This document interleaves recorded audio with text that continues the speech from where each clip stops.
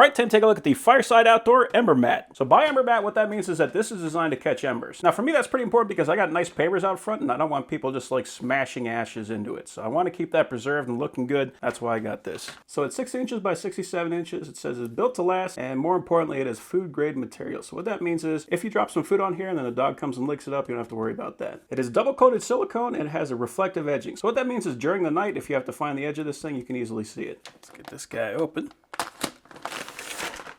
Okay, so that is interesting. It's not like a foil edging on here or anything like that, but you can see that it definitely does have some reflective properties. The material, I mean, it's a silicone, so it feels very rubbery.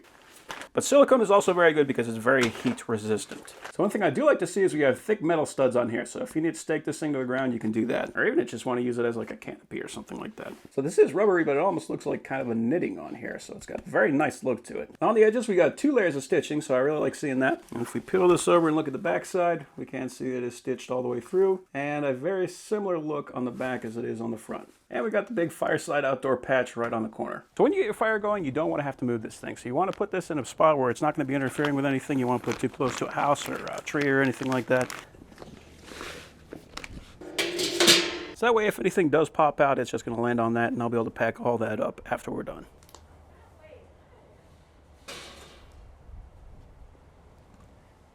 So we got a couple little ashes there, and I don't have to worry about stepping on that, smashing into my papers. So this is doing its job.